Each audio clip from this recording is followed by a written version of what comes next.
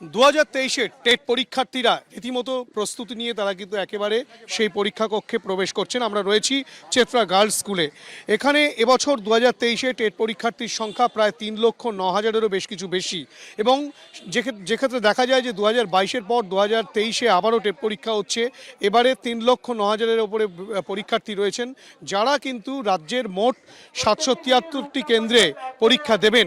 এবং সেই টেট পরীক্ষার্থীরা সেই পরীক্ষা কক্ষে প্রবেশ করার আগে রীতিমতো তাদেরকে কিন্তু বিভিন্ন রকমভাবে পরীক্ষা নিরীক্ষা করা হচ্ছে, এবং যেটা দেখা যাচ্ছে যে সিসিটিভি ক্যামেরায় কিন্তু গোটা স্কুল মুড়ে ফেলা হয়েছে। কলকাতার মোট 5টি কেন্দ্রে, রাজ্যের যে 773টি কেন্দ্র রয়েছে তার মধ্যে কলকাতাতেই 5টি কেন্দ্র রয়েছে। তার মধ্যে গুরুত্বপূর্ণ একটি কেন্দ্র Chetla girls school, Chetla girls high স্কুলে। সেখানে কিন্তু প্রায় 500 জন টেট পরীক্ষার্থী তারা কিন্তু পরীক্ষা দেবেন। বেলা 12টা থেকে 2:30 পর্যন্ত সেই পরীক্ষা চলবে, এবং এই পরীক্ষা চলাকালীন কিন্তু রীতিমতো কড়া নজরদারি রাখা হচ্ছে। শুধু তাই নয়, পরীক্ষা কক্ষে প্রবেশ করার আগে, অর্থাৎ কিনা হলে প্রবেশ করার আগে, সেক্ষেত্রে কিন্তু বায়োমেট্রিক করার ব্যবস্থা যেমন রয়েছে, পরীক্ষার্থীদেরকে চেক করে নেওয়া হচ্ছে।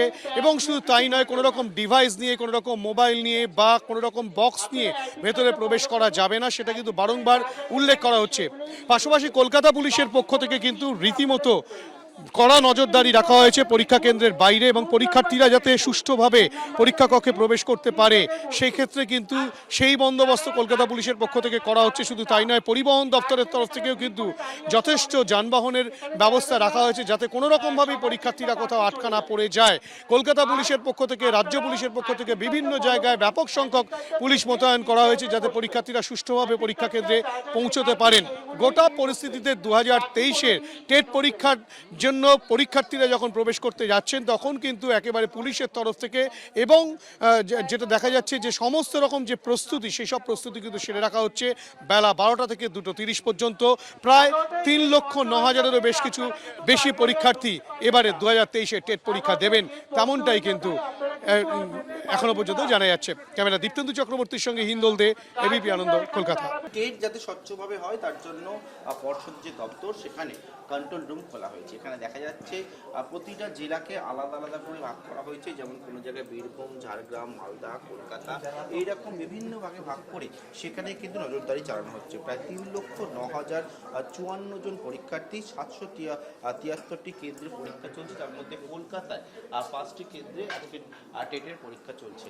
এবং সেই জন্য একেবারে যাতে কোনো রকমভাবে কোনো যাতে পরীক্ষার্থীরা ঢুকতে কোনো অসুবিধার মধ্যে না হয় আর না পড়ে, সেই বিষয়টা কিন্তু নজরদারির মধ্যে রাখা হয়েছে। পাশাপাশি যাতে পরীক্ষা যে কেন্দ্রগুলো রয়েছে তার উপর নজরদারি চালানোর জন্য এইরকম সিসি ক্যামেরার মাধ্যমে নজরদারি করা হচ্ছে। অন্যদিকে যারা পরীক্ষার্থীরা যারা আসছেন, তারা যাতে যিনি পরীক্ষার্থী তিনি যাতে প্রবেশ করেন, অন্য কেউ যাতে না আসেন, তার জন্য কিন্তু ব্যবস্থাপনা গ্রহণ করা হয়েছে।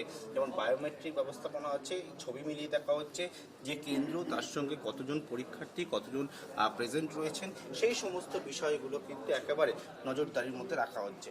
পর্ষদের দপ্তরে ইতিমধ্যে দেখতে পাচ্ছি সকাল থেকে আধিকারিকরা তারা রয়েছেন, এবং সমস্ত ব্যবস্থাপনা ঠিক হচ্ছে কিনা সেই বিষয়টার উপর নজর রাখছেন তারা। ক্যামেরা সন্দীপ সাদিকার সঙ্গে পার্থপ্রতিম ঘোষ, এবিপি আনন্দ, কলকাতা।